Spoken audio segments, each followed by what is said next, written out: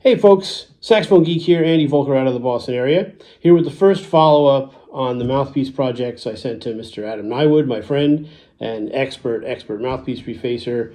I've been holding on to these mouthpieces, if you saw the first video, for a long time. I've had them for a while, and I'm taking the opportunity now to have them refaced and worked on. I got a decent deal on the mouthpieces through eBay and did various things. Just eBay, really. And then having them refaced is pretty expensive if you're going to go with somebody like Adam Nywood, who is an absolute expert. And one of the things about Adam is he knows what I like. And sure, I'll probably be into these mouthpieces for over $1,000, $1,200, whatever. But that's what you'd pay Tim Lin or any of the guys that are dealing these mouthpieces now. And the difference is these have been done to my specifications by a craftsman who is really skilled. One of the best in the world, frankly, I believe, and he knows what I like, and we're old friends, and he knows what's going down. So let me show you what we got. All right, so here are the two pieces. The first of the four. I also sent him a rubber soloist for the tenor and a metal soprano Selmer piece. They weren't called soloists, but that's what they sort of are. Anyway, this was a 4-star originally, and then this one was a 6. And, there's no way to know the original condition of these. This was pretty original. And this may have been replated. It just looks so nice. It's hard to believe. And I believe it may have been worked on a little bit before I got it. And it played good for a 6, but I prefer a larger size. Here is my current mouthpiece, which is an 8 that was done by Eric Giefenhagen. And here's my main piece for many years. This is a 7 that originally was done by Giefenhagen, and then Adam adjusted for me the tip, not the tip, but the facing curve, and the baffle on that one. And here's another one that I had done by Adam that ended up a little smaller than the size I prefer. This is about a 6-star. But Adam's work on this is just gorgeous. I mean, the baffle work is beautiful. And it plays really good for what it is. It's just a little small opening for how I play. But I'm going to hold on to that. Someday when I'm an old man, I might need that. So I want to show you these before they tarnish. As soon as I start playing them, as you can see, I only played this a few times. But it's already, you can see where the reed, the word Van Doren is kind of on there. They start to tarnish right away, at least for me. So I wanted to show you what these look like right out of Adam's shop. Before I have put anything, I have not put a reed on these. I opened the box last night and drooled over them. And today I'll play them in between my students and get started on getting acquainted with these mouthpieces. So this again is the 4-star, originally a 4-star, that Adam has opened up to 102. He cleaned it up too a little bit, not much. This has got some plating loss and things like that. This was played by somebody. And here is the work by the Adam Nywood. He does such a great job. The table is nice and smooth. And we have a really nice baffle work, nice even tip. And it didn't thin out too much. Let's see if I can show you that. But there's a nice tip at the end here, and that helps the mouthpieces to not be too shrill, I believe. And the mouthpiece didn't get short. Adam uses a different process than, overworking them this way. And really very nice. You can see where the work was done, where the rest of the mouthpiece is fairly tarnished on the inside. And eventually, once I start playing this, there'll be a mark from the reed, and the green tarn. It just happens. I'll show you what I mean. Here's the 6, which Adam opened up to 111, about an 8. A little bit proud of an 8, and I'm hoping that works for me because I'm currently playing on an 8. You can see the table nice and smooth, even rails, and again the baffle just nice and beautifully polished and shaped. Really, really cool. So I'm really looking forward to playing these and seeing how they play. Here comes more. And just to show you what I mean about how they tarnish, as you can see, this one says the Java reeds that I play on it. It's starting to get some build up here. This is just the way it goes with the raw brass, guys. This is just how it works. And this is that 8 that I've been playing, and it was pretty nice, pretty shiny when I got it. It immediately started to tarnish. And then this is the 7 that I've been playing, that I really played on for like 3 years, almost 4. And you can see how much is built up on the table now. And there are some tricks. You can get certain chemical things to clean that stuff off. This one even took on a number 8 for marking my reed number 8. But anyway, so that's what I mean. So eventually that's going to immediately start to happen to these once I start playing them. So I wanted to show you them before that happens. And stay tuned, I'll give you a couple playing examples once I get into these pieces. Hey guys, here we are trying these mouthpieces. This is Control, so this is the 8 that I've been playing on, and this is the reed I've been playing on the last few days. This is Eric Giefenhagen reface of a 9 that was probably old and chewed up, and when it got restored, it was smaller. It was an 8. And I didn't expect to like it. I kind of expected to send it to Adam and have it turned into a 6 with my shorter facing curve that I like, but I started playing it, and I like it. It's not too hard to play. I'm really hoping that this new one that he's done, which is about an 8, is as friendly to play as this 8 is. In my experience, personally, I've found it hard to play really hard reeds, really open mouthpieces. 8, 8 star, 9 never has really worked for me until this. I can't explain it. So we'll see how that feels. Here's a few notes on the current setup.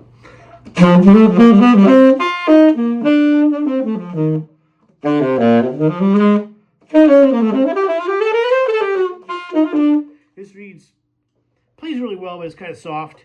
I have some other reeds in the water here that we're going to also try with the new mouthpieces to get a real gauge. You know, if this reed's going to be easy to play on the 6, on the 8 rather, because it's easy to play reed.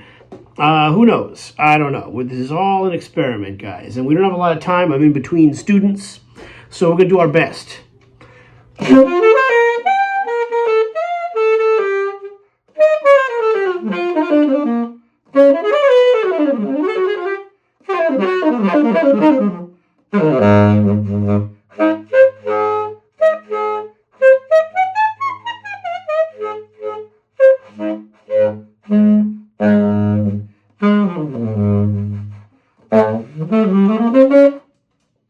Actually, might be leaking a little air on the table, this reed in particular, but whatever. We're gonna do our best here to do a little trial. This is the first time I'm playing these mouthpieces, guys. I saved them because I want you to hear this process. I want you to hear the first time I'm trying these. This reed might not be the best for this, but it's the reed that's currently on the mouthpiece. So, you know, if it doesn't go super slow, what do you think? Do we go to 8 first? We might as well, because that's the sound you just heard. So this is the newly refaced by Adam Nywood. It was a 6, and he has opened it up to 111, which is a proper stout 8, and let's find out how it feels. His facing work, baffle work, beautiful. Now this reed is immediately going to tarnish this surface. I really wanted you guys to see this before and I don't want to drop my neck. So I don't want to be too cavalier with the camera work. You dig? So let's get a reed on here, and hopefully this ligature fits. You know, it's always a crapshoot with trying different mouthpieces and things. Your neck cork, fitment, and your ligature and all these things. It's all so different anyway that it's not really a great experiment. This is not a scientific experiment. And it's just music. Reed seals up okay, but it's not ideal. So we'll do more play testing on this as we go. And I have a feeling this is going to be like a rocket. Let's see how this plays.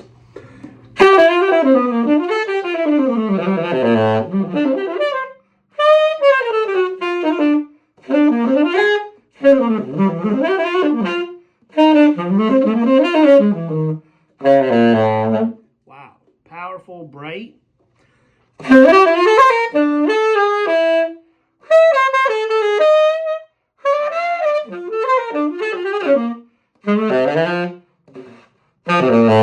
Again, where it stops, I think this reed is just kind of a little warped, you know. I was at Saxophone Day. I bought a new Reed Geek from Morrow, the Reed Geek guy, and he did this reed. He took so much material off. I was like, whoa, I never take that much off. I really just flatten the back of the reed, and that's all I do. But whatever he did to it, this reed plays pretty damn good. But it's starting to show that it's age.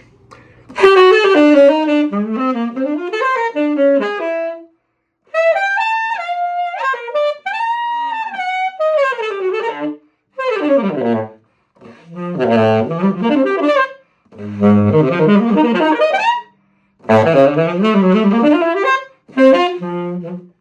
there you go. Let's try the other one.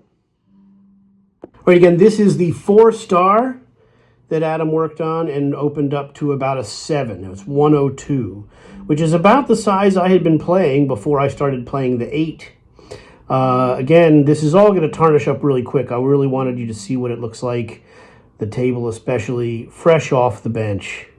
Really fine work. Yeah, I'm very, very pleased so far. Now, this is a smaller size now that I'm playing an 8. You know, a 7 is a little out of my wheelhouse, and this reed is a little soft. But let's see how this feels. Again, you're noticing I'm saying feel, because ultimately, that's really what it's about. What does it feel, and how does it make me feel? Because ultimately, this is a creative endeavor, right? And so what I'm really looking for is something that really pops and gives me some response to how I'm trying to play the instrument and gives me the sound that I want to create as I play. About the same result. This reed, again, it might not be sealing perfectly, but it should be enough to get us through this little playtest on this 7 Florida. These are both Florida links from the late 60s. Who knows? I don't know. I try to buy those because I like the material, the brass, and I like the way they sound when they're set up properly, which these seem to be. Let's try this one. Here's the 7.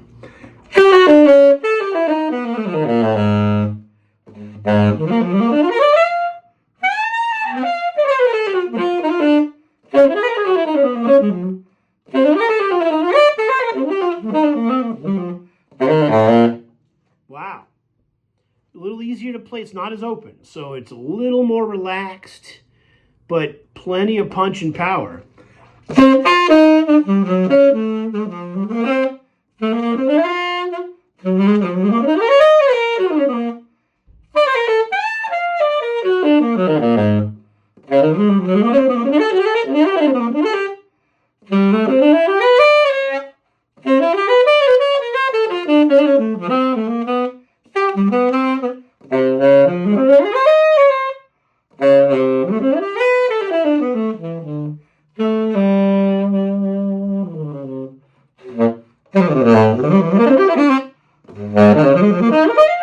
What I like, and this is one of the things that, you know, working with a craftsman who understands what you need and like and how to apply it to the work at hand. Because as a 7, you know, I prefer a short facing. I was an alto player from my beginnings, and I still play alto a good amount, and so I prefer, generally speaking, a shorter facing. And a lot of tenor players who've just been tenor players all their lives prefer a longer facing curve with a farther back number where the facing begins. I prefer a bit shorter, and Adam understands that and is able to create facing curves that work in that fashion. And so even though this is a smaller size, a whole size smaller than that, and what I've been playing for the last, I don't know, maybe a year, I've been playing this 8. Maybe a little less, but close to that. My friend Owen's really super into this stuff, so he could tell you exactly when I started playing that mouthpiece. Yeah, I mean, because of the shorter facing, the altissimo is there.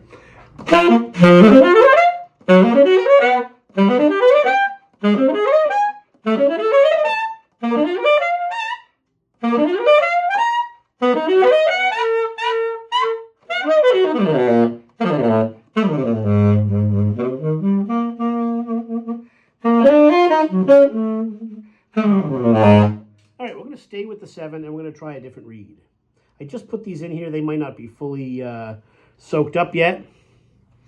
As you can see, I've been playing this reed for a week and a half or so. I'm gonna have to do a lesson or something with Morrow and find out what he did. I'm sure he'd be happy to work. He's super into that stuff, working on the reeds, and it really does play good. Let's try this reed. I remember liking this one pretty good. Let's see how it plays again. This is the 7 newly refaced Florida Link from Adam.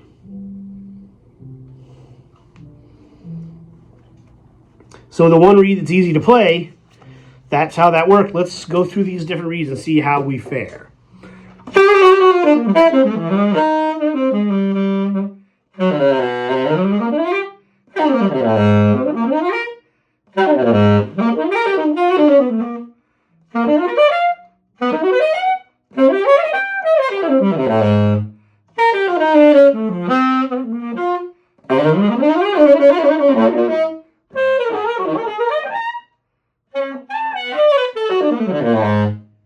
Pretty neat. Let's try another one real quick while we go through it. So that's 78. The next one that's here, this is a little older, 76. So this is a couple weeks back. This reed is from. I wish I could tell you I'm really frugal and I don't go through a lot of reeds, but I do. I go through a lot of reeds because I play hard reeds and a resistant setup, and I generally don't like bad reeds. I don't play on bad reeds, so I find that I go through a lot.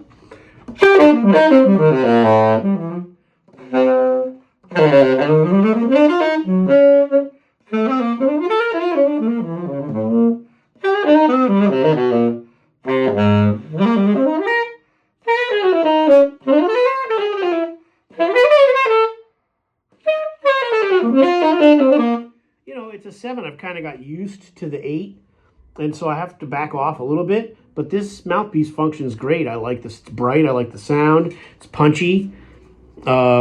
Pretty cool, guys. Let's try this last reed, 75. Again, this is from the last few that I opened a couple weeks back.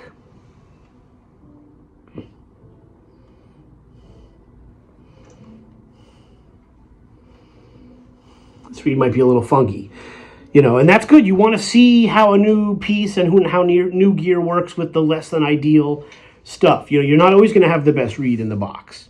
So you need to figure out, you know, how it's going to respond to all of your situations and all the different rooms. I'm under a low ceiling, so everything sounds bright and punchy. Go into a big dead room, and then everything feels different. And that's a big part of what we're up against, you know. Let's see how this reed plays.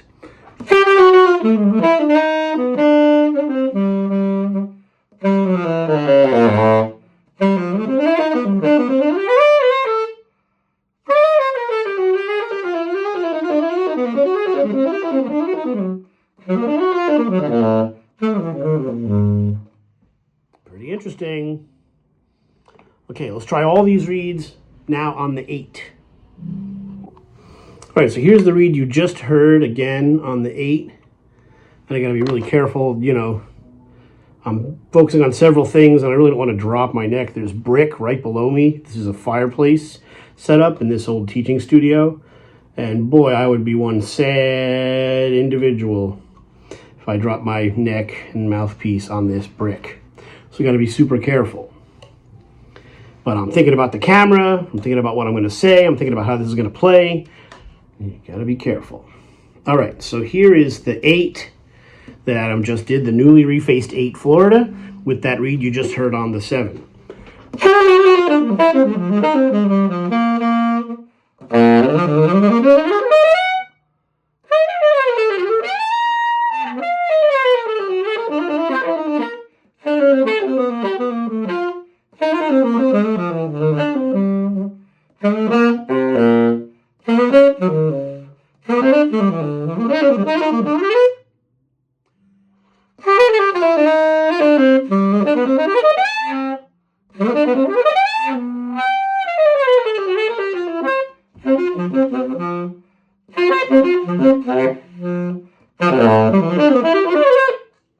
All right, let's try another reed. And we're just going through the reeds until we get back to where we were, I guess. So this is one of the newer other ones. I kind of like this reed, like I said. Let's try this one here on the 8.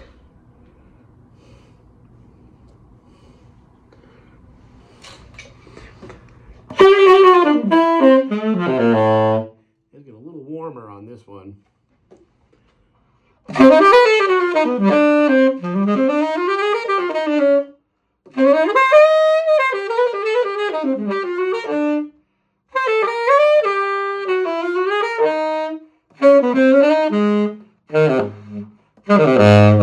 All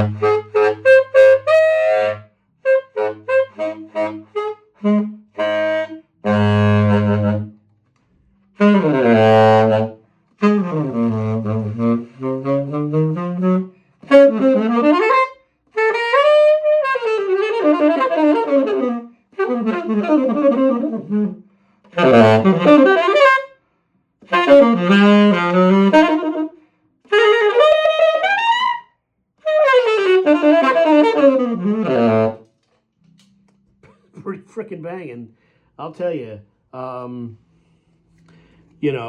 Let's try one of the other ones. This is, again, 76. This is one of the older, I opened these reeds 2 or 3 weeks ago. Okay? Not a lot of light in here. It looks like it from where you are, but...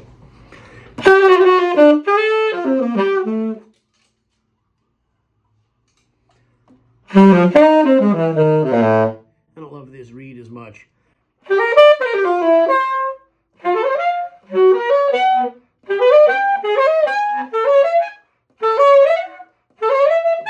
I'm trying to change my F sharp fingering.